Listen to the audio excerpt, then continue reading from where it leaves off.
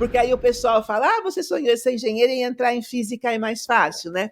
Eu nunca sonhei em ser engenheira. Eu era técnica em edificações, na hora de escolher uma universidade, engenharia, Castro, eu já era técnica. Então, a minha primeira opção foi engenharia civil. Eu sempre fui muito boa em matemática. Eu falei, a matemática dentro da física, explicando o surgimento de um fenômeno. A luz, Cáspita, na matemática, você faz as continhas lá e você vê a luz saindo para fora. Eu tinha que montar um elipsômetro. O elipsômetro é um equipamento que analisa a superfície antirrefletora das células solares. Células solares são aquelas que transformam energia solar em energia elétrica.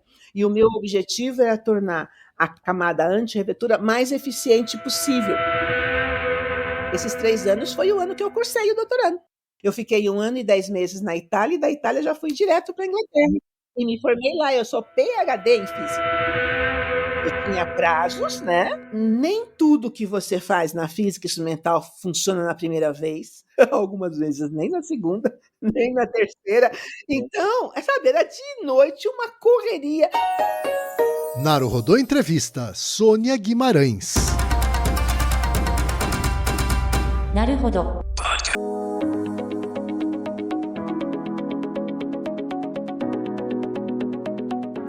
Ilustríssimo ouvinte, seguimos com a série Naruhodô Entrevista, que está trazendo conversas descontraídas com cientistas brasileiras e brasileiros que contam sobre suas trajetórias, seus pensamentos e seus campos de atuação.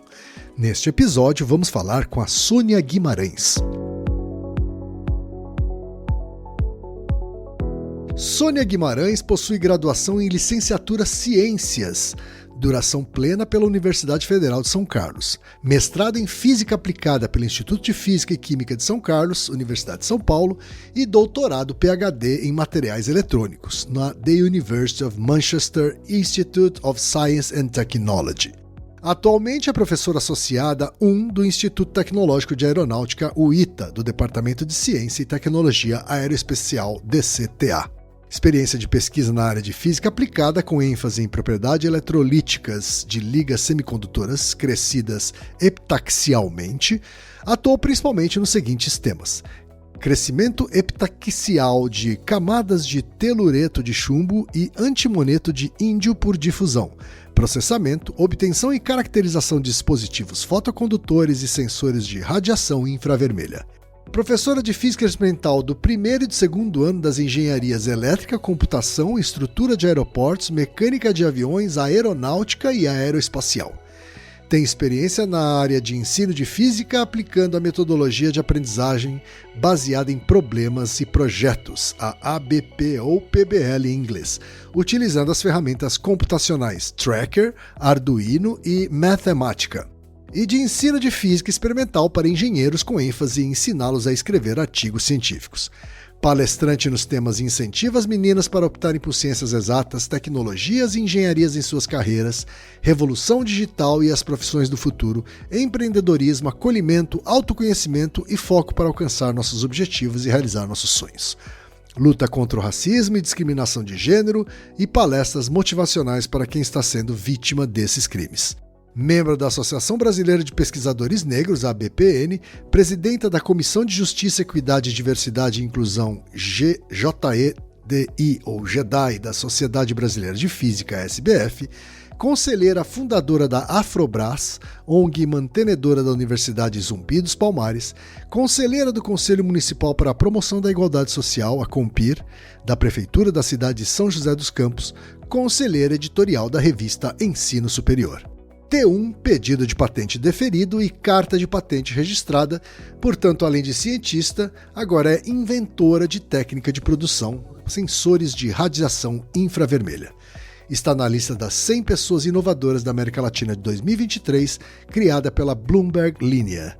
Em 2025, se tornou uma das 15 mulheres mais poderosas do Brasil pela revista Forbes. Vamos então para a conversa com a Sônia.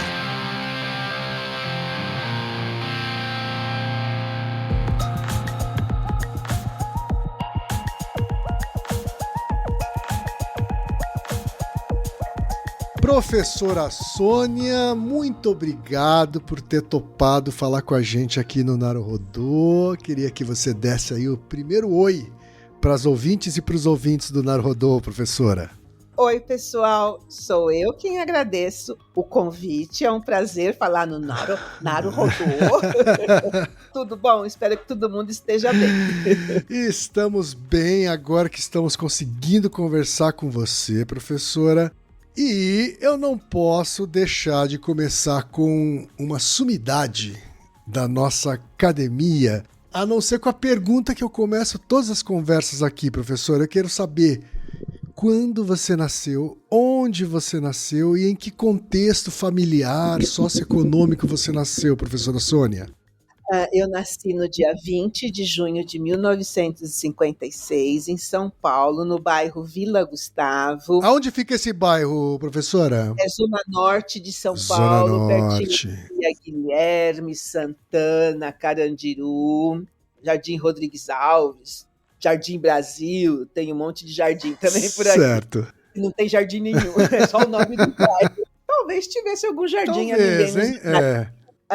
Meu pai era tapeceiro. Tapeceiro era antigamente uma pessoa que reformava estufado, sabe? Sim. Que antigamente fazer isso. Agora se joga na rua, né? Joga no quintal dos outros. Mas antigamente ficava feio. Ele chegou a reestufar, deixar lindo uma cadeira de Juscelino Kubitschek. E o Juscelino Kubitschek senta na cadeira que ele arrumou na capa da Manchete, que era uma revista que existia há milhões de anos atrás. Olha só, Juscelino sentando numa cadeira reformada pelo seu papai, é isso? Pelo meu pai, isso mesmo. Uma vez numa cadeira ele achou muitos dólares. Ele tem que desmanchar a cadeira para dentro da almofada da cadeira, é isso? Dentro de tudo, porque ele teve que abrir mesmo tudo para trocar o estofado, trocar aquele algodãozinho, e tinha um monte de dólar lá dentro. Caramba! Será que a dona do sofá já nem lembrava mais, é isso? Sei lá, vai saber quem escondeu, né? Porque lembra, antigamente você caía a moedinha dentro do sofá, essas coisas. Agora isso não acontece mais. É verdade. Eu diria que alguém fez uma poltrona de banco, porque o dinheiro estava lá dentro, foi colocado lá Sensacional. dentro. Muito, não era pouco não, era um montão. Minha mãe era dona de casa, cuidava da gente. Tá certo. E aí você é uma filha de quantos filhos, Sônia? 2 meninos e 2 meninas. 2 meninos e 2 meninas. Qual o nome dos irmãos e irmã? Elias, Edgar, Sônia, eu e Sueli, minha irmã. Todo mundo vivo? Todo, até onde que eu sei, vivo. Sim, aí sim. Separaram, né? Os meninos se casaram e foram embora para as vidas deles. Ah, entendi. Ô, Sônia, como é que era a infância e a adolescência sua? E você hoje, em perspectiva, consegue dizer o que é que da infância e da adolescência acabou influenciando na sua decisão lá na frente de virar uma cientista? Bom, a minha infância foi muito maluca. No meu tempo, a gente podia brincar na rua, né? Não tinha carro na rua, era uma rua de terra. Sim. A molecada fazia carrinho de rolimã, que nunca que o freio funcionava. Eu vivia com o tampão do dedão do pé, sei lá. O freio assim, era o pé, né? Olha, eu vivia com o dedão do pé sem a tampa. Caí da bicicleta, uma vez meu pai comprou uma bicicleta para todos nós. Eu não conseguia andar na danada e um dia eu levei um tombo muito feio. A gente brincava no carnaval, a gente tinha uma coisa que chamava xiringa, que a gente enchia de água e jogava uns nos outros, e a nossa casa era água de poço, era poço. Então ninguém ia ficar zangado, você está gastando dinheiro da água da rua para fazer isso. Não, a molecada, minha mãe botava uma bacia enorme perto do poço, aí a molecada vinha aqui, todo mundo queria puxar, né, a água do poço para jogar na bacia, que era legal, né, era diferente ficar puxando água de dentro do poço, todo mundo vinha com as xiringa, e a gente fazia guerra de xiringa aqui com a molecada.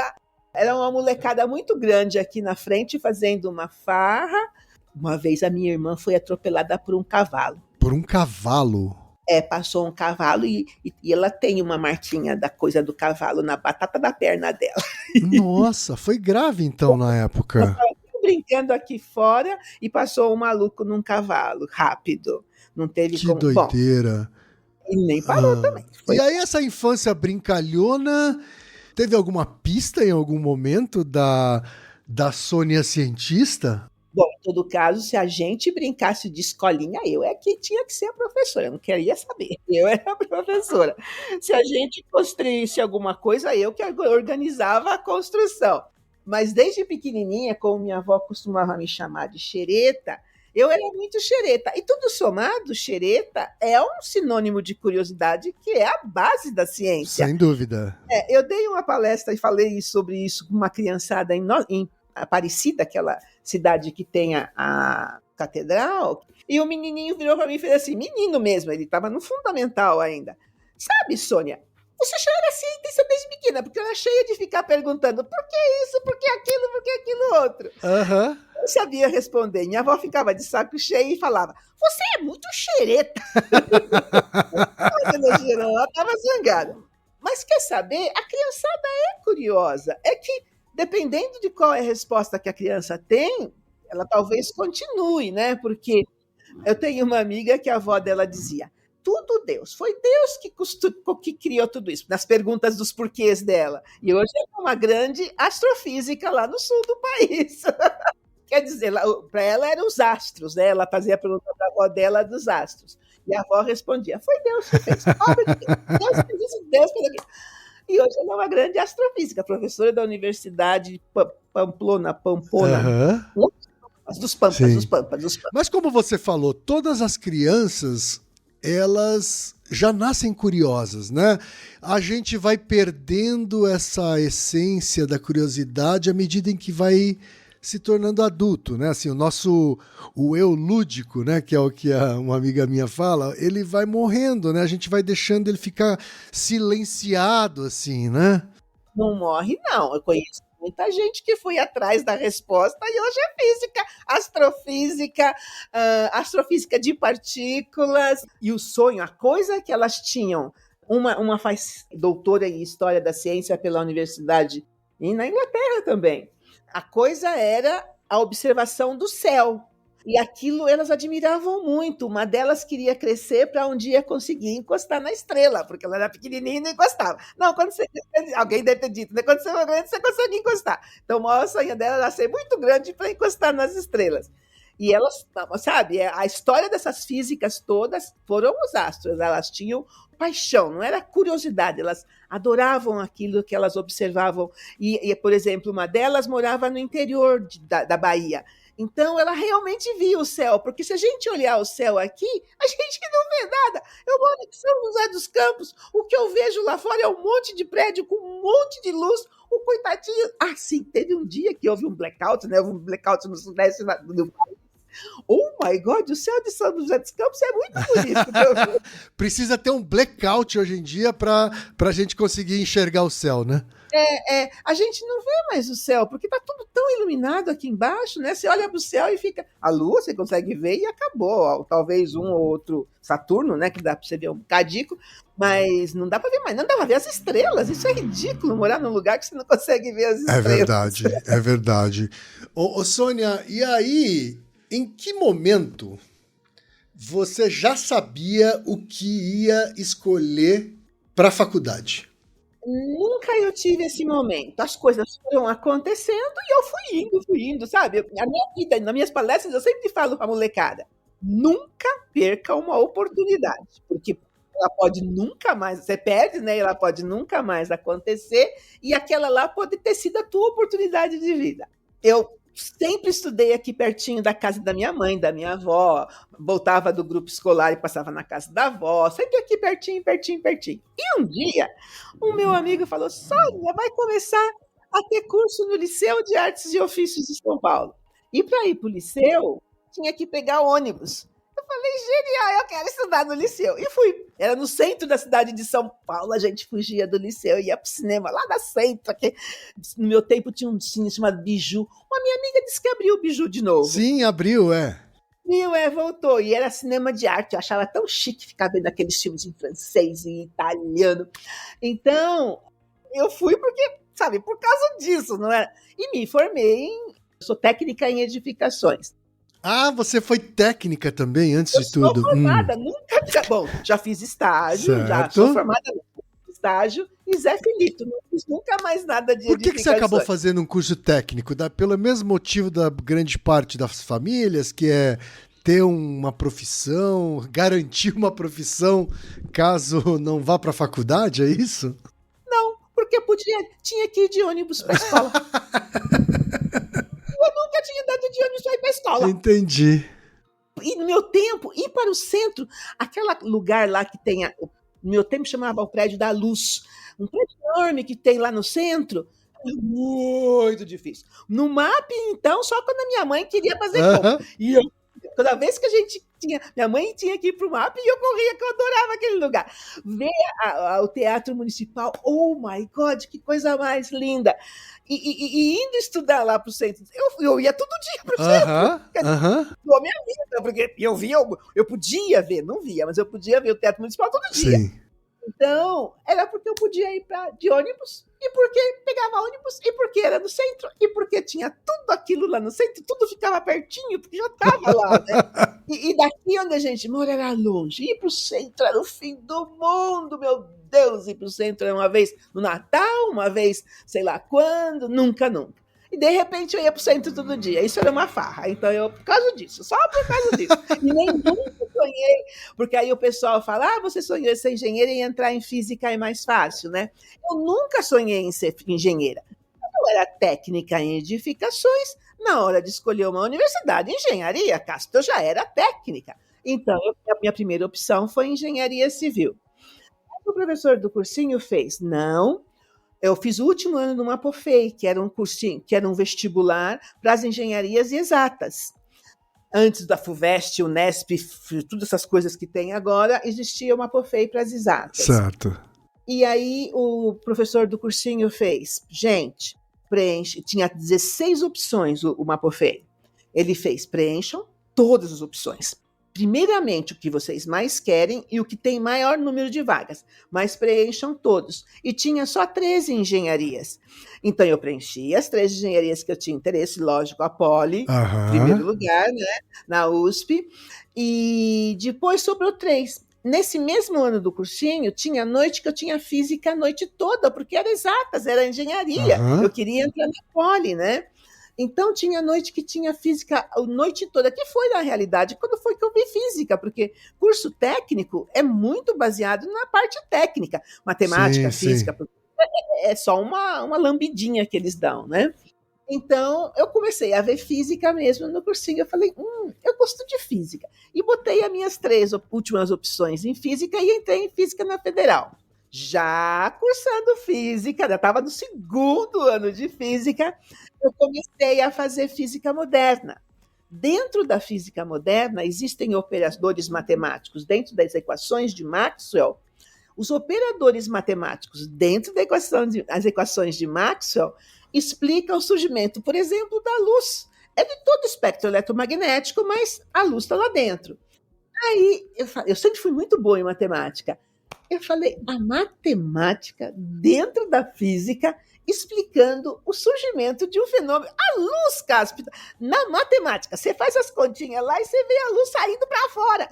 Eu falei, oh my God, eu gosto muito de física. E aí, dentro do curso de física já.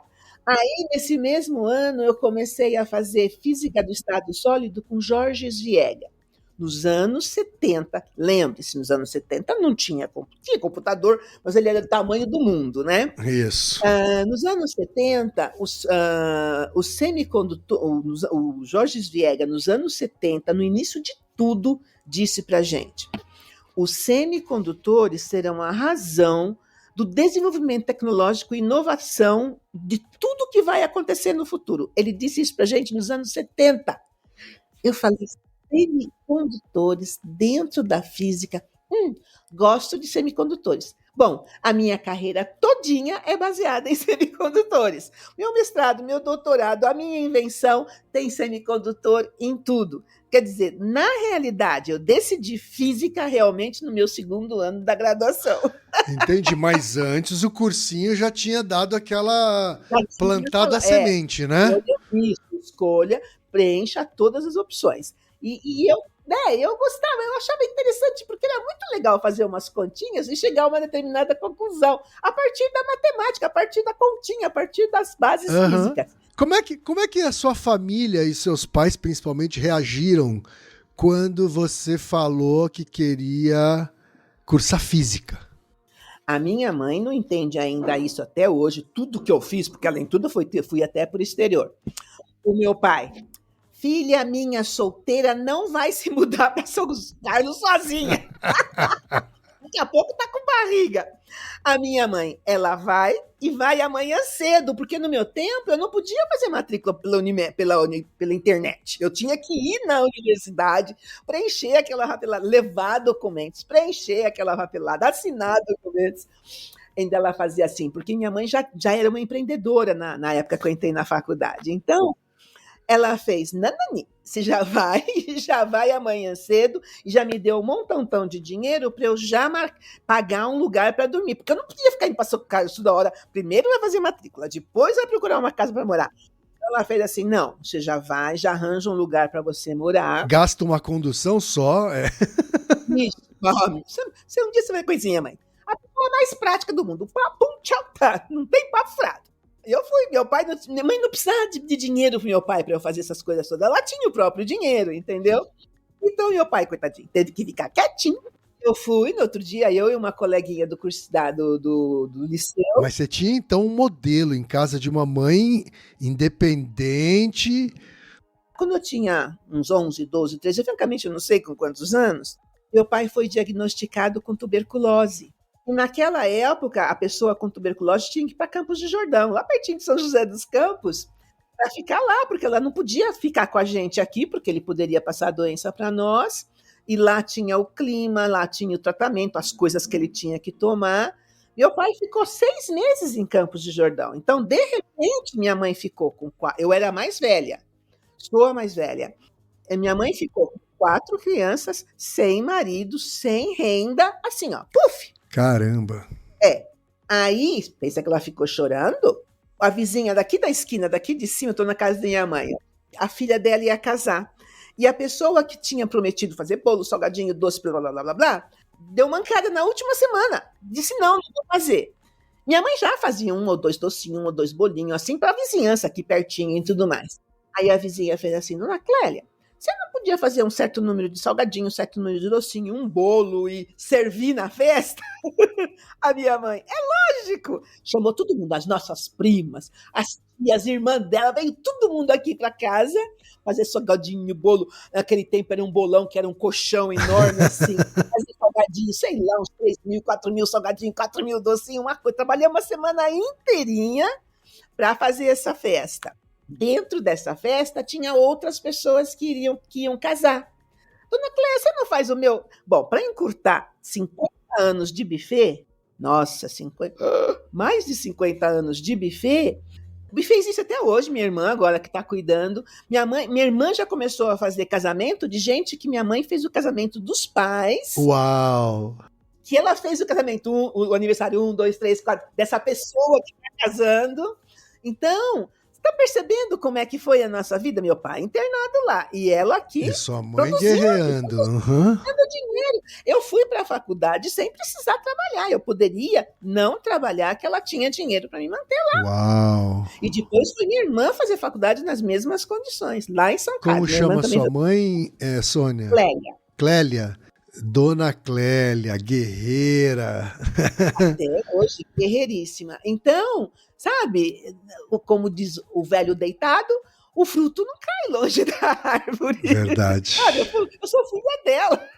Eu não podia ser diferente, né? No curso de física, já era um curso bastante masculino também.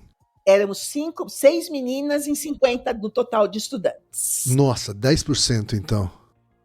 Quando eu entrei na Federal, éramos 1.500 estudantes, com curso de engenharia de materiais, eu não vou lembrar, curso de análise de sistemas para computação, novíssimo, deveria ser o primeiro curso de análise de sistemas para computação. Então ele era uma escola inteira com cursos todos, mas com homens se inscrevendo. Tinha enfermagem. Depois que eu entrei, eu acho, começou a enfermagem. Não foi quando eu entrei, não. Mas tinha engenharia de materiais, que era um mundo de homem. e o único curso de engenharia de materiais do Brasil, aparentemente, fiquei sabendo disso um dia desses.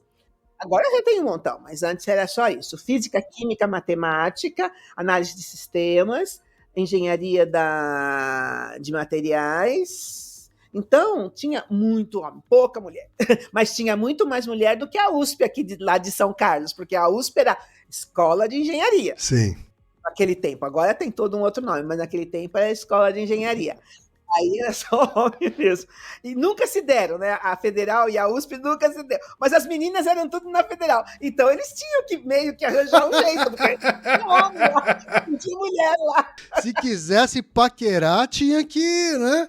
Existe o Tusca, que é o campeonato esportivo que tem lá. Oh my God, cada ano o Tusca era uma confusão imensa, imensa. E parece que em 2025 a Federal ganhou o Tusca. Oh my God. Eu faço parte do Alumni. Sei, né, então você é time federal até hoje. Sempre. Eu fiz mestrado na USP porque não tinha mestrado na Federal. Mas eu sou federal até hoje. Sei. A vida universitária, como é que foi até o final, assim, Sônia? Super, bárbara, uma festa todos os finais de semana. Eu sempre estudei como louca, mas tinha tempo para festa. Participei de uma SBPC no Ceará e a universidade que deu... acho que foi a Unesp de Rio Claro que deu o ônibus para nós, porque acho que foi a Federal e mais um monte de gente. Mas o ônibus quem forneceu foi a escola... que mais? Participava do Tusca, participava do atletismo só um pouquinho, não muito, só, mas não tinha nenhuma mulher para participar, tinha que aí eu ia, né? Ninguém queria, né? Mas foi muito legal, foi bem legal. Foi super, muito bacana. Eu tô vendo aqui, professora, que depois da graduação você foi fazer uma especialização na Itália, é isso? Eu fiquei 1 ano e 10 maravilhosos meses na Itália. No primeiro mês eu já engordei 5 quilos. A comida naquele país é um perigo. Muito perigoso. E a massa ainda, né? A massa boa. Detesto massa, detesto macarrão.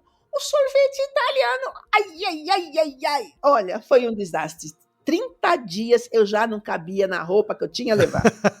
E você ficou lá 1 ano e meio, é isso, mais ou menos? 1 ano e 10 meses. Já pensou o tamanho que eu ia ficar? Mas naquele mesmo fim de mês, a minha colega onde eu morava, a minha colega de casa, eu fui para a casa dela, morar na casa dela. Não, vamos já começar a fazer o WCMMC, aquele negócio de ginástica. Então eu comecei a nadar, fazer ginástica, depois a gente foi para uma academia, e aí eu perdi rapidinho, mas foi um desastre. 30 dias foi um desastre, meu Deus.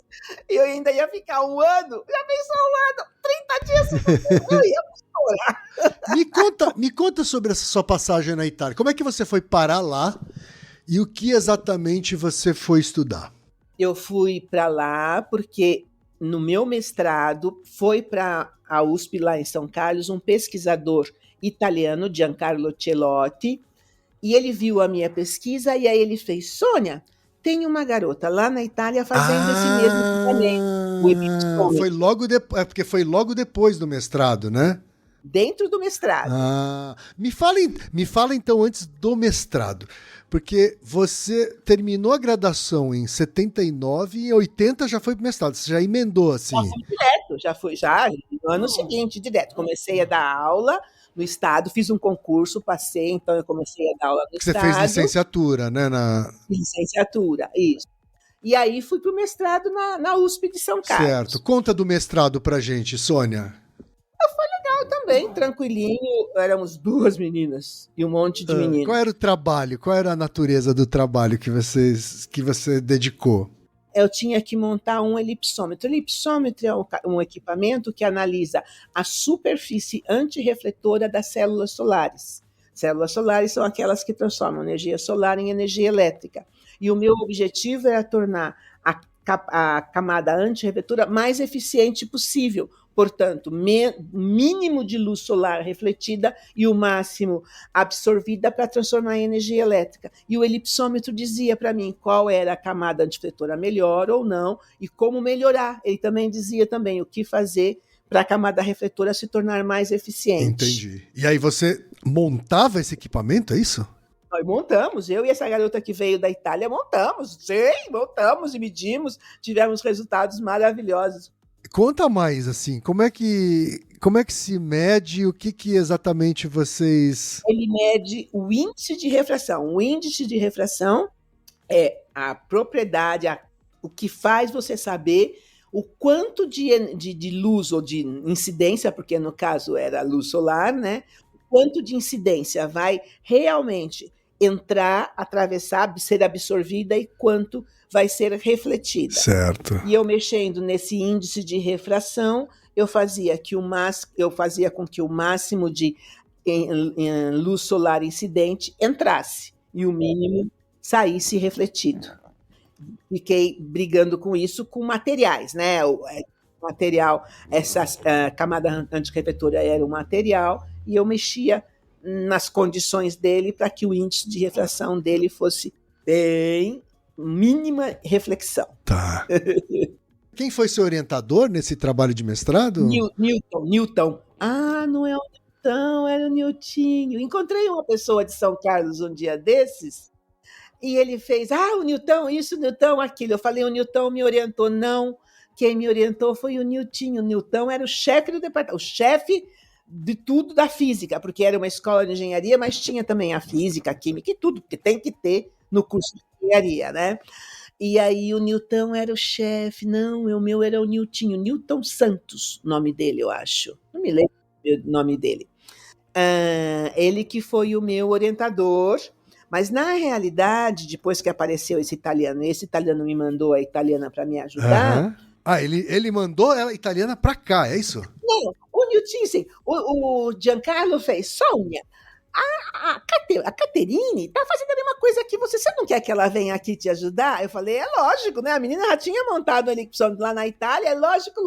Aí a Caterine veio morar com a gente 1 ano. Ela se transferiu para o Brasil 1 ano. Que legal! Inteirinho. Ela foi em lugar que eu nunca fui na vida. Em 1 ano, o dinheiro que ela ganhava, ela pegava para viajar. Gastava assim, tudo em viagem.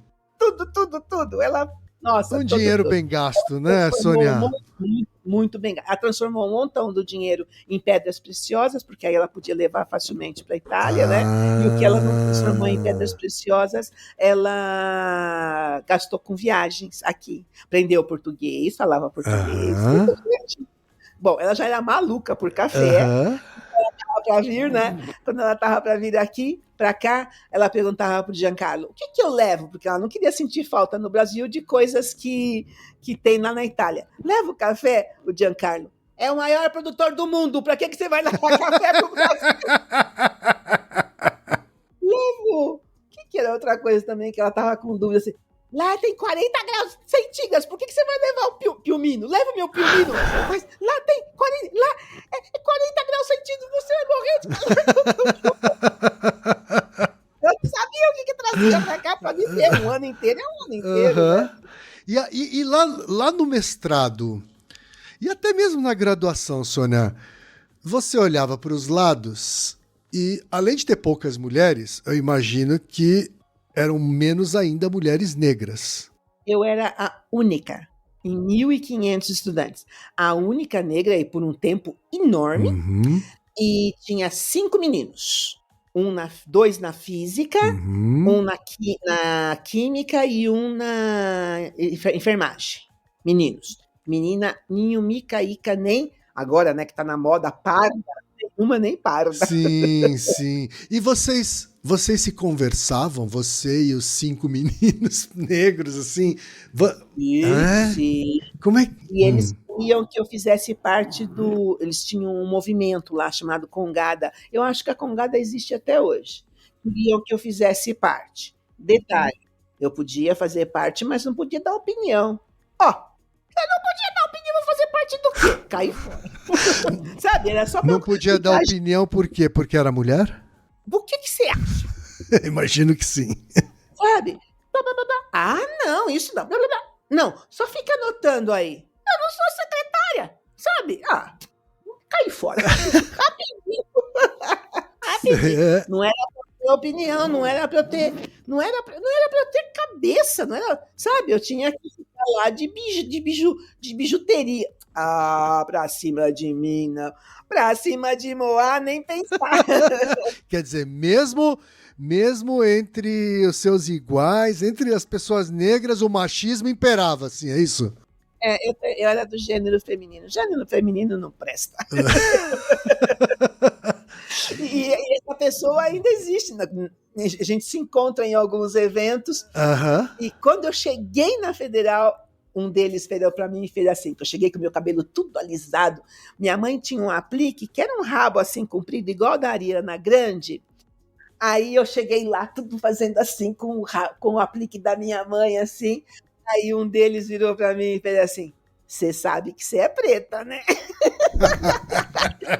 E a minha vida inteira eu soube que eu era, porque da minha família, eu e a minha irmã temos a cor da pele mais clara, mas temos o cabelo bem crespo, bem mais crespo, por exemplo, do que as minhas primas, que moravam aqui, lá na frente, no quarteirão ali na frente. Então, nós sempre fomos as neguinhas da família, porque o cabelo era crespo, mesmo tendo a pele mais clara. Então, eu sempre soube que eu era preta. Aí ele chegou para mim, você sabe que você é preta, né? Eu falei, Com esse cabelo liso aí. eu sempre fui preta. E aí isso foi bem. E aí ele tá famoso, né? Porque ele fala pra todo mundo, fui eu que falei isso pra Sônia. Aham. Ele tá famoso. Ô, Sônia, terminado o mestrado, eu vi aqui que tem um gap de uns 3 anos entre mestrado e doutorado, né? Aconteceu alguma coisa importante nesse gap antes de você encarar o doutorado? Não, esses 3 anos foi o ano que eu cursei o doutorado. Eu fiquei 1 ano e 10 meses na Itália, e da Itália já fui direto para a Inglaterra. E me formei lá, eu sou PhD em física, não é? Sou doutora, eu sou PhD, fui direto. Ah, queridinho, eu fiz tudo direto. Ah, já estava na Itália. Voltei da Itália, voltei da Inglaterra, já trabalhei no CTI em Campinas, e do CTI já vim para São José no ITA. Quer dizer, papum, tchá. Tô vendo aqui agora, mas agora eu quero que você me conte como foi sua experiência na Itália, assim. Meu primeiro dia da Itália. Primeirão, cheguei lá, aí pim, o carteiro, Sônia, você precisa descer e se apresentar ao carteiro, porque ele tem que saber que vai chegar a carta do Brasil tua na minha caixinha de correspondência. Cheguei lá, me apresentei ao carteiro, eu fiz 6 meses de curso de italiano, então eu cheguei lá já meia fluente em italiano. Cheguei lá, me apresentei a ele, vai ter uma brasiliana agora aqui, abri a caixinha, tinha um bate perugina para mim. Ele tinha deixado um bombom para mim dentro da caixa. Olha só! Aí daqui a pouco, plim, no portão de novo, chego no portão, uma pessoa que eu nunca tinha visto antes, Panini Caldi, ele estava levando pãozinhos para mim, para o meu café da manhã. Ele me deu os pãozinhos e saiu. Pessoa desconhecida. Nunca vi na vida. Aí eu peguei o pãozinho, aí ele começou a gritar em italiano, eu vim primeiro. O laboratório fez uma aposta, quem é que ia ver pela primeira vez a brasiliana? E ele foi lá me levar pãozinho quente, então ele foi primeiro. E olha, parece que era um monte de dinheiro, cada um deu não sei quantas liras, e aí deu um monte de dinheiro. Eu vim primeiro. Chegou lá no laboratório, ele, sabe quem era essa pessoa? O chefe do departamento que eu ia trabalhar. Caramba, é mesmo? Seu futuro chefe? O meu futuro chefe tinha me levado Panini Caldi na minha primeira manhã da Itália. Então te acolheram muito bem. Muito. Aham. Eu fui comer no restaurante, porque na Itália a gente come em trattoria todo dia, toda manhã, tranquilinho. Ou la mensa, caso você coma na universidade. Eu fui convidada na minha primeira ou segunda semana de Itália a comer num restaurante, que é muito chique comer num restaurante. Aham. Toalha de mesa. Minha mãe fica muito zangada nesse restaurante que a gente vai, que não tem toalha de mesa. Toalha de mesa, copos lindíssimos, talheres, não sei se eram de prata, prato normal. Muito chique, sabe? A turma toda, o departamento todo, me convidou para comer lá. E quando minha mãe foi me visitar na Itália, alguns meses depois que eu estava lá, o meu orientador italiano, a convidou para jantar lá. Na casa dele, com a mulher dele. Uau! Nunca, em 32 anos que eu trabalho num certo instituto, nunca fui convidada para ir na casa de ninguém, conhecer ninguém, nada. E lá? Na primeira ou segunda semana, restaurante, E quando minha mãe foi lá, o meu chefe convidou minha mãe para jantar na casa dele. E minha mãe levou minha mãe é boleira, né? Ela tem um buffet, naquela época ela trabalhava no buffet ainda. E ela fez lá na Itália um monte de, sabe, beijinho, brigadeirinho, um monte de docinho e levou para ele. Ele chorou. Oh. A hora que ele abriu o pacote, ele viu que tinha. Eu não vou conseguir comer isso. É muito bonito, eu não quero botar isso na minha boca. Ele chorou. Ah, que bonitinho. Que bonitinho. E o trampo lá, Sônia? Como é que é italiano trabalhando em pesquisa? Não é italiano trabalhando. Eu tinha prazos, né? Nem tudo que você faz na física instrumental funciona na primeira vez. Algumas vezes nem na segunda, nem na terceira. Então, sabe, era de noite uma correria. Imagino. No período do inverno, não tem dia, né? É curtinho o dia, o sol. Então, tinha vez que eu chegava cedinho, ainda estava escuro, e saía escuro também. Era dia e noite, tinha dia que eu não via o sol, não via o dia. Porque, além de tudo, é um negócio fechado, né? Por causa que tem que estar protegido de luz e tudo mais. Olha, e todo mundo, não era só eu, não. Trampo. E na época, você tinha saído da Federal para ir para Itália, e depois da USP também para conhecer. Eu saí da USP, da Federal. Primeiro a Federal, depois a USP, aí você foi para Itália. Eu fiz minha tese e fui para a Itália. Lá na Itália, você percebeu uma infraestrutura muito melhor, mais avançada, ou como é que era? Yes. E uma cooperação, sabe? Todo mundo querendo se ajudar para que todos tivessem sucesso. Isso é fantástico. Isso, se bem que na Inglaterra também era assim. Só que na Inglaterra eles têm um montão de dinheiro para pesquisa. Bom, o meu orientador tinha muito apoio financeiro. Tinha uma empresa dentro da universidade para qualquer dinheiro que precisasse. Vamos então nos mudar para Inglaterra. Vamos. Você foi para onde exatamente? Manchester. 28 milhas de Liverpool. Fui para Liverpool andar no Abbey Street para comer strawberry on the field.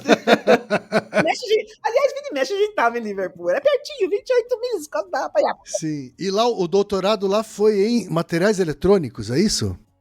Sim. Eu trabalhei com, de novo... Materiais eletrônicos está dentro de física ou está dentro de engenharia? Como é que é?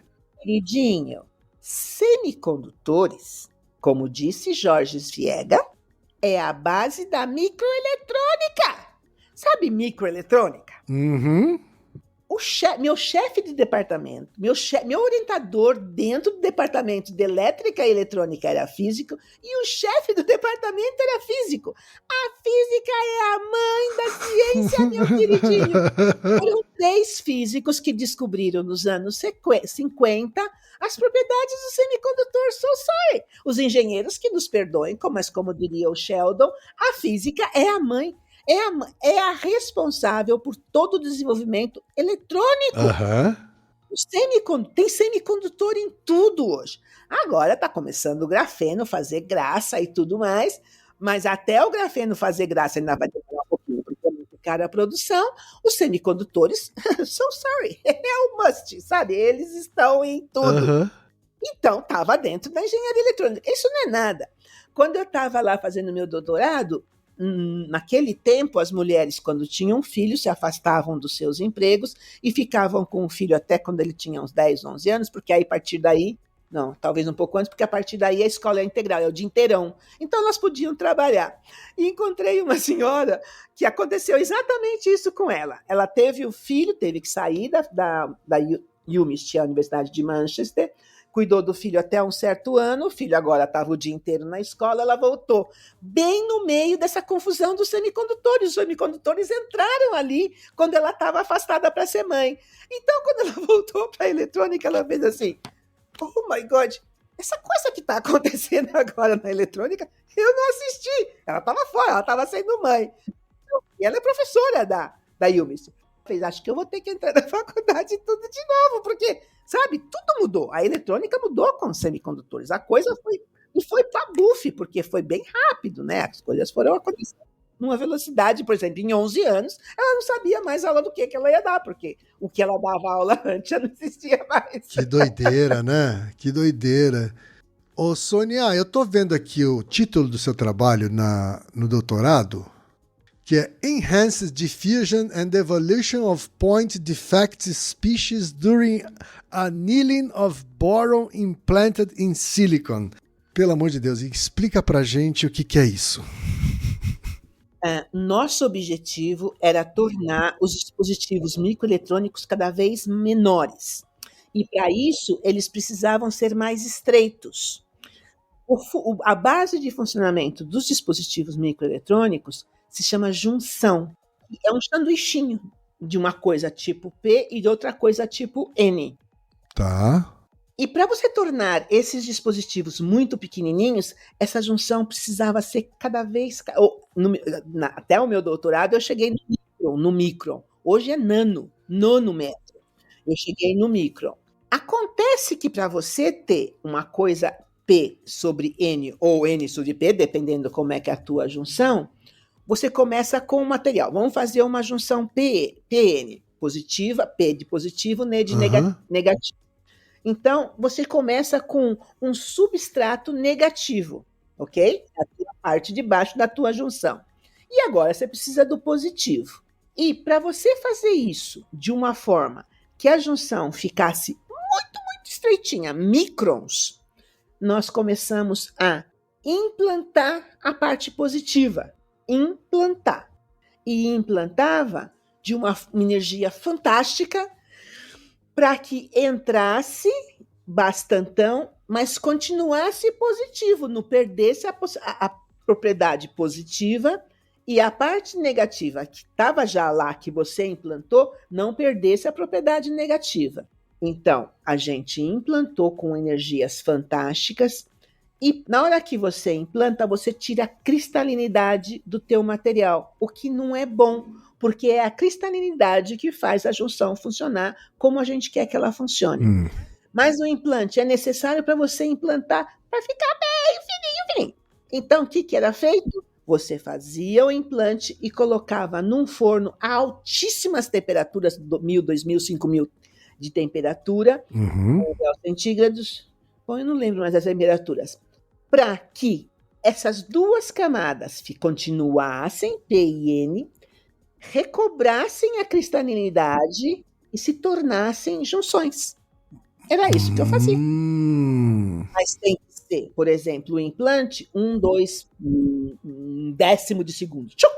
Na hora que isso acontece, tira a cristalinidade. Então vai para um tratamento térmico, outro tchuc, puff, altíssima temperatura, mas pouquíssimos segundos. Tchuc! Para que a cristalinidade voltasse e os dois se comportassem como P e N. Porque na hora que perde a cristalinidade, aí você já não tem mais o que era N, não se sabe se continua N e o que era P. Aí você faz assim, não, todo mundo recobra e você tem uma junção bem fininha e de boa qualidade. Isso que eu fazia. E nessa universidade aí, o MIST, você tinha agora um outro salto de infraestrutura e de tecnologia disponível para fazer as coisas, Sônia? Dentro da UMIST tem a Monsanto. Bom, não sei se era a Monsanto, mas eu acho que era a Monsanto, sim. A Monsanto que pagava a minha faculdade. Dentro da universidade existia uma indústria com interesses de resultados de pesquisa, e eles botavam dinheiro. Me diga, isso é ou não é um absurdo? Dentro da universidade, vou falar de novo, a empresa estava lá dentro. Ela queria uma coisa, pedia, as pessoas botavam dinheiro. Ela estava literalmente bebendo na fonte as inovações científicas. E pegando os resultados, porque ela que estava dando dinheiro para tudo aquilo. Me diga. Eu sentia a falta. Tony era o meu orientador. Tal coisa está faltando. No dia seguinte, de manhã, estava lá. Sabe? Tal coisa. Sabe? Pum, porque o dinheiro estava... Oh my, não é perfeito? Eu fico pensando, porque ele não é assim em todo lugar. Ô, Sônia, e como é que foi morar na Itália e depois morar na Inglaterra? O que você tirou de de mais importante, mais marcante, assim, dessas duas experiências de morar em países diferentes? A Itália é lindíssima, a comida maravilhosa, as pessoas, sabe, me receberam com extremo carinho. Maravilha, maravilha. Na Inglaterra, a comida a gente fazia comida em casa, porque não dava para comer comer um dia, talvez um segundo dia, talvez. Mas todo dia. A gente achou um lugar que a gente comprava carne brasileira. Porque aquela carne deles lá, oh my God. A gente comia em casa, sei lá, esses carne rica, né? Chique. Brasileira, a gente comprava. Sabe aquele carimbo do brasileira? Na carne. A gente comprava carne brasileira. Porque a culinária lá na Inglaterra era difícil. Oh my. Sem comentários. Que uma vez eu falei isso numa rádio e o pessoal, algum inglês, ficou meio ofendido, entendeu? Deixa pra lá. O clima também. A Itália é extremamente fria no inverno. Eu cheguei a pisar num lugar uma vez, na montanha, na Itália, que a neve tinha congelado, para você ter uma ideia quão frio estava. E eu odeio frio. Então o frio foi triste. Mas na Inglaterra chove todo santo dia e faz frio todo dia. Quer dizer, chuva e frio junto. Oh my God. Então o clima foi uma coisa bem chatinha, mas eu trabalhava o dia inteiro, ficava o dia inteiro no laboratório, então paciência. Eu acho que eu vi coisas bonitas também. Fui nos museus em Londres. E coisas bonitas também na Inglaterra. E o jeito de trabalhar tem diferença entre Brasil, Itália e Inglaterra, sim? Não, trabalha-se como loucos por causa da mesma coisa. Então, aí você vai lá e vai fazer o implante que você está esperando isso. Aí você faz análise para ver se aconteceu isso. Aí tem que mudar isso ou aquilo, ou mudar o material, ou mudar... E vai de novo, faz a análise. Você está dizendo que, pela sua experiência, cientistas em lugares bem diferentes, eles trabalham muito parecido, é isso? Muito. Muito, porque é experimental, não dá certinho, não é teórico, né? Teoria, você está lá no computador, não sei o que lá dá certo, você muda a variável, não sei o que lá. Não, você tinha que produzir, você tinha que experimental, você tem que fazer todo o procedimento experimental, todo o procedimento tecnológico e analisar, ver se ele funcionou. Aí você tem que ir de novo, um bocadinho disso, faz de novo, analisa. Entendeu? Então, dia e noite. Tinha noite que eu ficava a noite toda no laboratório, porque tinha que ter algum resultado no final. E no meu tempo, o computador era do tamanho do mundo. E eu escrevi minha tese de doutorado no computador. Já tinha os PCs, mas na hora de botar figura e tudo, eu tinha que ir lá no mainframe para fazer a coisa lá no computadorzão grandão. Era noite, porque de dia eles não te deixavam entrar lá. Então, era dia e noite. Olha, uau, trabalhei muito.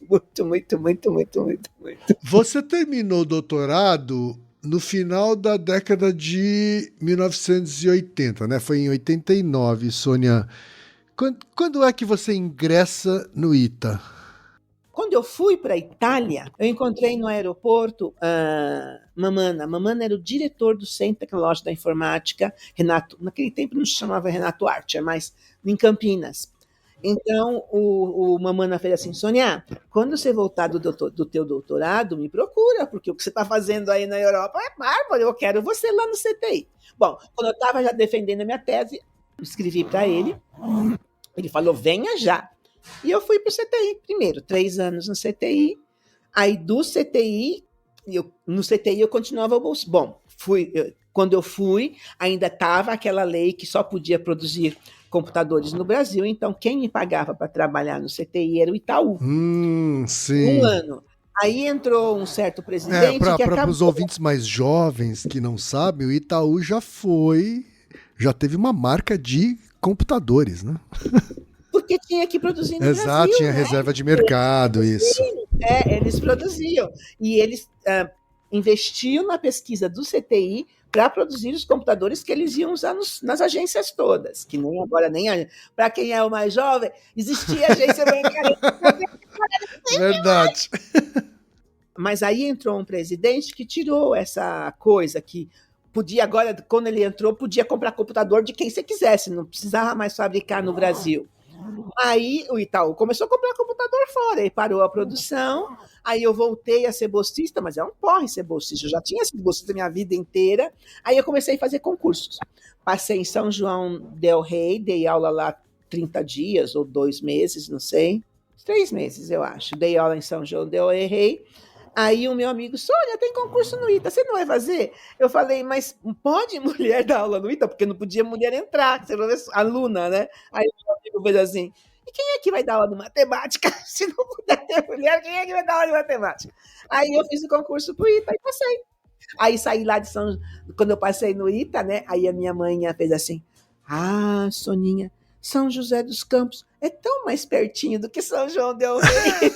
Para ela ir cair no ITA, sempre me shows, contanto que eu tivesse pertinho, Exatamente. Né? Fui pro ITA, saí lá mãe é mãe. Mãe é mãe. Saí lá de São João del Rei e fui pro ITA aí. Caraca, aí você foi a primeira mulher a ser professora lá no ITA? Primeira mulher no departamento de física e primeira mulher negra a dar aula no física. Porque na matemática tinha mulheres e só na matemática. E química. Química e matemática tinha mulheres, entrei eu na física primeira. Tá. E só, porque nas engenharias não tinha. No meu concurso entrou uma garota na estruturas, que hoje é engenharia civil. Bom, de vez em quando eles falam estrutura, de vez em quando eles falam civil, entrou uma garota. Quando eu fiz concurso, ela entrou junto comigo. Tá. Então sua geração foi uma geração pioneira aí Pioneirésima dentro do ITA. Como é que como é que foram os primeiros anos como primeira professora mulher e negra dentro de uma faculdade que só tinha homem, provavelmente 99% brancos, né? Isso sequer era uma discussão na sociedade brasileira. Como é que foi, na prática, a vida essa vida solitária, né, sua, assim, lá dentro? No meu terceiro ano, entrou um professor que, quando eu entrei no ITA, ele queria cancelar o curso, porque eu não passei em primeiro lugar, eu passei em segundo. E o primeiro lugar não pôde assumir. Então, eu assumi. E ele ficou muito prostituto da vida. Não, vamos cancelar o curso. Mas eu entrei no ITA em 16 de fevereiro e as aulas começavam 1º de março. Não dava tempo de fazer o concurso tudo de novo. Aí ele teve que polir. E no terceiro ano ele entrou na minha sala com 12 avaliações dos meus alunos. Eu dava aula para 120 meninos, não tinha meninas nessa época. Ele entrou na sala de aula com 12 avaliações, nas quais estava escrito: a professora Sônia não sabe física, a professora Sônia é a pior professora do mundo e a roupa dela chama muita atenção para o corpo dela. Por causa disso, eu fui expulsa no meu terceiro ano. Como é que é? Mandaram para o Instituto da Aeronáutica e Espaço. Aconteceu isso comigo. No terceiro ano?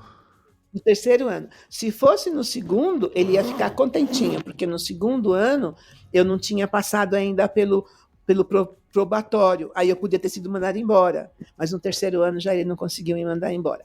Aí ele me expulsou para um outro instituto, o Instituto de Aeronáutica e Espaço. Isso responde a tua pergunta. Mas que droga, Sônia. E até hoje, tá? Tem gente ainda que me avalia pessimamente porque eles querem de novo que eu seja ou expulsa ou sei lá o que eles querem até hoje, eu não entendo. Essa guerra continua, você sente? Nossa, tem professor que não me cumprimenta, não olha na minha cara e se a gente se encontra no corredor, entra rapidinho na sala de qualquer professor para não me dizer bom dia, boa tarde, boa noite. Até hoje. Caramba, Sônia. Pior que ele pediu um afastamento. Bom, deixa eu ficar quieta, porque o advogado falou: Sônia, não fala nada desse instituto, porque o reitor me bota processo, sabe? Ele já botou um processo de uma sindicância e ele queria me expulsar por 15 dias. Meu Deus. Não aconteceu nada, mas o que eu falei era verdade. Não fui eu que fiz a besteira, eu só falei. Eles queriam me responsabilizar pela besteira, por isso que eu falei, e eu fui processada. Que doideira. E ele me botou um sindicante primeiro, o sindicante me absolveu, porque realmente o que eu falei era verdade, ele não aceitou. botou um outro sindicante, e o outro sindicante fez da minha vida um inferno, eu acho que por 1 ano. E eu nem olhava para a cara dele, nem recebia. Ainda pedi um tempo para um advogado, posso cancelar ele do meu WhatsApp? Meu advogado falou que não podia, porque ele ficava me enchendo o saco. Eu falei, fale com o meu advogado. Aí ele foi falar com os meus chefes. Olha que desgraçado. Aí meu chefe veio assim, Sônia, quer que eu te arranje um outro advogado? Porque esse cara aí é louco. Falei, não, meu advogado está em cima disso. Aí ele foi falar com o outro chefe superior. Aí o chefe mandou uma carta e eu respondi a carta porque esse superior tinha que fazer isso. Caramba, Sônia, eu tô chocado. Eu falar, manda pro inferno, mas não podia falar. E o meu advogado diz isso e fala para ele me procurar. E eu, meu chefe mandou a carta e todo mundo ficou quieto. E aí acabou passando o prazo, sei lá o que aconteceu, só sei que não aconteceu nada. Mas o deles era me suspender por 15 dias sem salário. Esse era o projeto deles, mas não aconteceu nada. Ah, não vamos deixar. Mas aí meu advogado fez assim, Sônia, não fala o nome do instituto, fala o instituto que você conhece bem. Todo mundo sabe que instituto é esse. Mas essa expulsão deles que resultou na minha patente, quer dizer, eles me mandaram para o lugar. Então, eu ia perguntar. Morrer cientificamente, entendeu? Eu ia perguntar sobre isso, porque assim, além de professora, PhD, a Sônia é hoje também uma inventora. Isso aí foi o resultado dessa expulsão que eles me deram, porque lá eu desenvolvi de novo com semicondutores, eu desenvolvi um sensor de radiação infravermelha que vai na cabeça do míssil. É dessa forma que o míssil vê o avião que ele vai atacar. Então eu sou inventora, quer dizer, eles me jogaram no lugar para eu morrer cientificamente e eu saí de lá inventora. Caraca! Sônia, explica pra gente, explica para um leigo como funciona essa sua invenção. Do mesmo jeito que a célula solar pega a luz solar e transforma em energia elétrica, os sensores de radiação infravermelha pegam a radiação infravermelha, que são ondas de calor. Lembra da pandemia que vinham uns pessoinha e ficava tipo... Sim. E uns estúpidos disseram que aquilo ali ia jogar radiação infravermelha em você? Não. Você que emite radiação infravermelha através da temperatura que você possui naturalmente. Mas se você tiver com febre, ela é um bocadinho mais alta e aquilo lê a radiação infravermelha que você está emitindo. O meu sensor também vê a radiação infravermelha, por exemplo, do motor de um avião em funcionamento. Ele vê 600 Kelvin de temperatura. Portanto, ele vai na cabeça do míssil e na hora que o míssil vê 600 Kelvin, que o míssil vê o motor funcionando, ele já sabe qual avião que ele vai atacar. É o mesmíssimo princípio da célula solar, só que agora para comprimento de onda infravermelho. Portanto, o material do meu sensor é outro. Não é o mesmo material de uma célula solar. Caramba, e aí ele identifica pela temperatura que se trata do motor de um avião que ele vai atacar? Na realidade, o meu sensor pega a radiação infravermelha, transforma em energia elétrica e manda essa energia elétrica para um computador que diz para o míssil, olha lá quem é que você vai atacar. Sensacional. Legal, né? Sensacional. Quando foi isso, Sônia? Bom, que a patente saiu em 2014, que eu terminei tudo em 2008, 9, 10. Caramba, demora um tempão então, né, até dar certo, e depois você vai lá, caracteriza, não era nada. Aí você tem que começar tudo. Não. Física experimental não é fácil. Tem que dar certo. Existia uma meta, né? Eles tinham pedido para mim uma certa qualidade de sensor. E eu consegui melhor ainda, mas demora, porque, sabe, essa zanga deles, né? Que eles querem que a pesquisa seja feita amanhã cedinho, amanhã à noite você já tem resultado. Isso não existe, não é assim que funciona. Não, é assim muito. Seria maravilhoso, mas não é em lugar nenhum, não importa a estrutura que você tenha, você tem que fazer, aí você tem que fazer de novo, porque você tem que ir ajustando as coisas até tudo dar super certinho. Sim. Né? E você tá dando aula, então, já há 30 anos, é isso? Em 16 de fevereiro fez 32. 32 anos. ganhei a medalha do Mérito Santos Dumont. Já ganhou todas as medalhas possíveis, na verdade, né? Assim, é que assim, é uma coisa infinita mesmo, assim. Ela já teve o seu rosto homenageado nos Correios, né? Você viu que lindinho? Ele tem um carimbinho, um selo e um carimbo tão lindinho. Uma minha amiga foi lá no correio, comprou o selo e botou num quadro. Eu falei, selo não é de quadro, o selo eu vou botar na carta. Ela fez, quem é que manda carta ainda, Sônia? Eu tenho que deixar de você e todo mundo saber que eu te conheço. Mas assim, realmente muitas homenagens, né? Você acha que esse reconhecimento ele começou a vir por conta em que época mais ou menos que... Porque assim, durante muito tempo a sua própria atuação era invisibilizada pela própria universidade. Pela instituição. É estúpido. Engraçado que ainda tem gente que me odeia lá até hoje. E o resto, você não faz ideia, eu vou te dizer, o resto do Brasil me ama. Tem gente, ontem eu estava numa festa, a menina fazia assim, sabe, se eu te pedir uma foto, você faz? Eu falei, é lógico, você não vai ficar zangada? Eu falei, não, eu tô lisonjeada e já tirei uma foto. Já botou no Insta dela e já me mandou. Eu conheço a Sônia e tirei uma foto. Eu fiquei tietando a Sônia ontem na festa. É estúpido, porque no lugar que eles deveriam, sabe, o lugar que eu trabalho, o lugar que eu deveria ser mais, é que eu sou menos, sabe? Eu acabei de ser homenageada pelo IT Fórum. Você já ouviu falar do IT Fórum? Sim, sim. Eu fui homenageada, eu sou uma das 35 mulheres mais influentes. É um dos maiores eventos de tecnologia do país, né? Yes! Eu nunca tinha ouvido falar. Aí eu cheguei para eles e perguntei, onde é que vocês me chamaram? Sônia, todo mundo sabe de você, Sônia. Verdade. Sabe, uma coisa doida. E onde eu trabalho, sabe? Oh my God, sabe? Pois vamos deixar ele de lado. Eu quero saber sobre o que você tem feito desde então, porque é fácil seguir pelo Lattes, né? Enquanto tem registro. Agora eu quero saber o que você tem feito nos últimos anos, Sônia. E para onde está seu interesse? Deixa eu te falar, my pride and joy.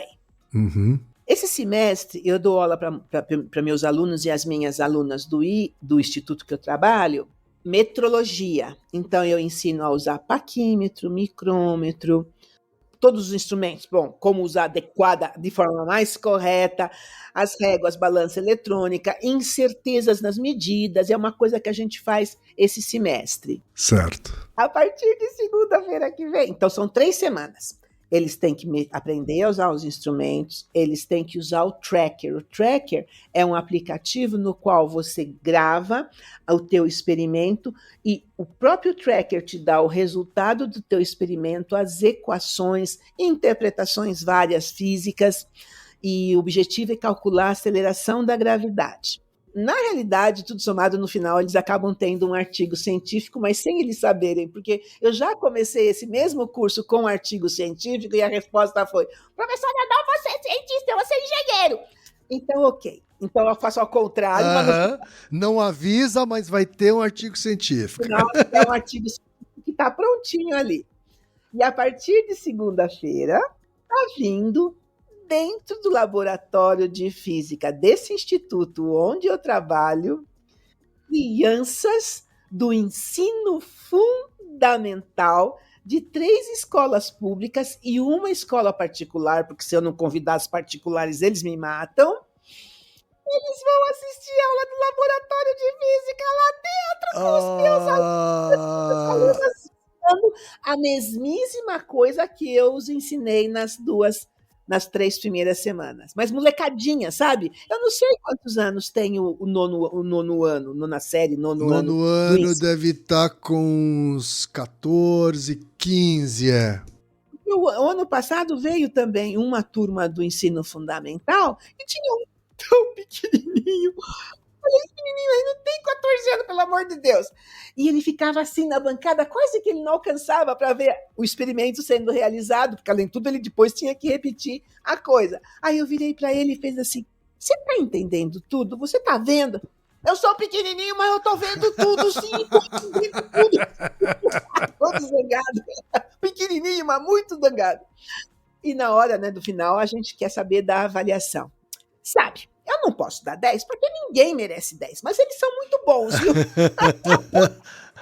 Agora, você, quando era pequenininha, você contou pra gente no começo da conversa, né, que as brincadeiras de escola você era professora, né? E hoje a sua vida é de professora, né? É uma realização, assim, de fato para você? Adoro. Apesarmente de uns e outros, eu não posso fazer nada por eles. Adoro. A vida de professor te preenche, assim? Sabe, principalmente quando eles aprendem. Agora eu estou corrigindo os relatórios. E coisa que eu falei para não errar, tá lá. O primeiro relatório, eu permiti que botei tudo que eu não gostei, dei para eles e permiti que eles me devolvessem arrumado do jeito que eu gosto. Maravilha. Estou corrigindo o segundo e tem ainda o mesmo erro. E o segundo, eu não dou a segunda oportunidade. Eles ficam muito prostitutos da vida com esse meu jeito de fazer. Mas, professora, você recorrigiu o primeiro, porque senão eu não vou acabar nunca de corrigir relatório nessa minha vida. Então, quando eles aprendem, já dei 2, 9.9. Dei um 10. Oh, my God, eu dei um 10. Teve um 10? Dei. Tinha umas coisiquica pequeniquica, mas não achei que valesse a pena tirar ponto. E já falei para eles, ainda falei, posso gritar na classe toda que vocês ganharam 10? Já dei 2, 9.9, mas a maioria, a ésima, tá com 6, 6 e pouco. Ontem eu dei um 5.8. Sabe, errando as mesmas coisas. Ai, que nervoso, eu falei, expliquei, falei na aula. Mas, professora, mas tá errado, não pode fazer assim. E ontem uma lá também estava muito doida, porque ela fez errado no primeiro e acabou, na hora que a gente estava discutindo o que ela estava fazendo agora, que ela fez errado no segundo também, só que o dela ainda não corrigi. Falei, eu não abri o teu ainda, vai lá, apaga o que você me mandou e me manda o mais certinho. Mas, professora, por que é assim? Aí a gente ficou um tempão já porque ela tinha uma ideia que, sabe, não tinha nada a ver, sei lá por que ela tinha aquela ideia. Aí a gente sentadinha lá, fui explicando, explica isso tudo pro teu grupo. Aí veio porque eu gosto de notação científica. Gosto não. Tem que colocar aí nessa. É um relatório de física, vai escrever o quê lá? Então tem que colocar. Eles estavam entendendo que notação científica era sei lá o quê. Eu não falei que era aquilo que eles estavam entendendo. E, aliás, eu botei na lousa exatamente como eu queria. Não, professora, tá todo mundo entendendo. Eu falei, por que eles estão entendendo isso? Professora, eu não sei. Sabe, numa ideia que não tem nada a ver. E acaba ficando nota baixa, né? Então agora eu já estou percebendo o que é. Eu acho que eu vou ter que fazer agora uma outra coisa para arrumar esse mal entendido, porque parece que é meio que geral, porque eu estou vendo o erro repetir bastantão, fora que tirado 10.9, 9.9, estou vendo que algum erro está repetindo, então temos que voltar ao papo. Professora Sônia, chegando já ao final aqui da nossa conversa, eu queria saber... Vou botar mais uma coisinha. Eu vou pedir mais coisa depois dessa coisinha também, mas pode contar. No primeiro semestre do ano que vem, o curso é corpos girantes, corpos rígidos e inércia. Então, na aula de física experimental dessa matéria, eles têm que construir helicópteros. Helicópteros de copinho de isopor, a hélice é qualquer coisa com garrafa PET, eles têm que construir lá. O pessoal do drone, não, né? O pessoal do drone faz uma festa, eles montam um drone na sala de... Mas tem que voar esse helicóptero? Lógico, cáspita. Tá. E aí eu faço um campeonato e os ganhadores, cada turma ganha, vai ter um campeão por turma. Passa aí de helicóptero de verdade. Esse prêmio é legal, hein? Já ganhou de helicóptero. Dá uma briga, você não faz ideia no dia do campeonato, a confusão. Já andei de helicóptero e é muito gostoso. Deus me livre, não gostei não. Mas dá medo. Dá medo. o ano passado, por causa da tragédia lá no Rio Grande do Sul, os helicópteros do Exército estavam todos no Rio Grande do Sul. Aí a gente ficou sem. Aí o general, aparentemente agora ele é brigadeiro, não sei ainda, ele não apareceu para nós de novo. Conseguiu um avião de teste. Então eu botei todos os campeões dentro de um avião. Você sabe o que é um avião de teste? Não. Até desligar o motor, ele desliga por 5 segundos. O avião faz... Aí o avião sozinho volta, porque, né, não devia estar desligado, ele mesmo se religa. Ele fazia assim com a asa. O que vocês estão sentindo? Tá gostoso aí? Aí depois ele fazia assim com a asa. Ele fazia assim. A gente ficava pra frente. Olha, foi uma coisa maluca. E tinha uns meninos dentro do avião que nunca tinham andado de avião na vida. Olha, foi uma farra. É uma briga para ganhar esses campeonatos e fazer essas viagens. Você não vê a hora de chegar ao próximo semestre, então. Oh, sem dúvida, sem dúvida. Professora Sônia, minha última pergunta é: e daqui para frente? O que te move? O que você quer fazer ainda nos próximos anos que você ainda não fez? Já que você é uma mulher que nunca para. Eu gostaria de aumentar o número de mulheres negras na política. Cheguei até a abrir um canal, porque meu objetivo, sabe, aquela pandemia, então todo mundo fazia aquelas lives, né? Eu abri um canal, Avanço do Brasil Negro, porque eu queria convencer a mulherada a se candidatar e dentro do meu canal e com as pessoas que me conhecem, começar a fazer campanha para essa pessoa vencer a eleição. Desastre. As meninas negras não querem política. Quem é que quer, né? Hã? Quem é que quer? Que é isso. As meninas não querem. Uma delas que foi, eu tive numa reunião do Movimento Negro Unificado, ela foi candidata, mas negro não tem dinheiro, né? Então ela ia fazer campanha nas favelas, por exemplo, que tem um monte de negro, e a resposta era: cadê minha mesa? Cadê minha Bolsa Família? Cadê minha cesta básica? Cadê? Entendeu? Era isso que pediam para ela. Não pediam uma promessa de campanha, nada. Elas queriam comida, queriam dinheiro. E o pessoal dessas igrejas, né, vai com isso. Eles têm um montão, porque eles têm muito dinheiro, né?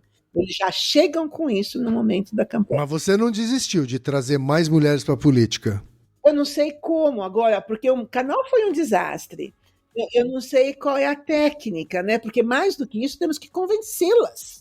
Porque elas não querem. Elas não querem. E agora uma minha seguidora no Insta, eu vou me candidatar a vereadora ano que vem, viu? Mas em outra cidade eu não posso nem fazer campanha para ela, não posso fazer nada. Acho que até outro estado. Não me lembro mais qual é o lugar dela. É onde você sente que o impacto do engajamento de pessoas negras faria diferença? Nós não temos negros no poder. Nenhum zico, que seja. Sabe, nada. Já pensou agora, né, que agora o Supremo Tribunal está todo poderoso? Uma juíza negra? Uau! Bom, se bem que aí tem que ser o Lula, né? Porque tem que ser nomeado, né? Não sei como é que chega. Tem, nomeado. É sempre nomeado pelo presidente. Mas, em soma, não temos pessoas negras no poder em lugar nenhum. Sabe, nada. Prefeito, nada. Sabe, é tipo 0,5%, 2, 3, 4, 5%. Vereança, acho que tem um vereador aqui lá em São José, sabe? No poder, nos que fazem as leis. Uhum. Porque é ridículo o que está acontecendo com as pessoas pretas nesse país. Mas elas não estão no poder, não pode mexer em lei, não pode nada, não pode nem prender um policial que matou um negro injustamente, não pode nada. O policial sai tudo bonitinho, foi sem querer, eu matei sem querer, e sai bonitinho como se fosse nada. Precisa de poder, precisa de leis, precisa de... Porque está ridículo, a situação está bem ruim, e eu acho que a gente precisa de... Mas agora na política, não é racismo, negro, poder negro, blá, blá, blá, blá. Não, vamos ensinar essa gente. Ser líder negro, blá, blá. Não, nada disso. Políticas e políticos negros. Isso talvez tenha que, sei lá, fazer um curso. Existe uma coisa, né? Existe uma coisa que já conseguiu eleger bastante gente. É um curso, existe uma coisa que está ensinando as pessoas a serem políticos. Uhum. Mas não sei quantos negros eles têm lá. E precisava botar um monte de negro lá também, porque eles estão ensinando mesmo e fazendo campanha e tudo. Alguns dos alunos deles já ganharam a eleição. Uhum. Então, precisava disso, essa escola, uma escola assim, mas para negras e negros. E já fui lá na reunião do Movimento Negro Unificado, vocês precisam fazer. Eles ficaram tão ofendidos. Sabe, o movimento negro faz isso, faz aquilo, faz aquilo. Eu falei, ok, não estou falando que não faz nada, mas precisa mudar a tática. Ok, sim, existe racismo no Brasil. É isso que vocês queriam? Sim, precisamos da cota. Sim, está tudo certo, vocês são vencedores. Agora nós precisamos do poder. Sabe, precisamos. Não, mas o movimento negro não é assim.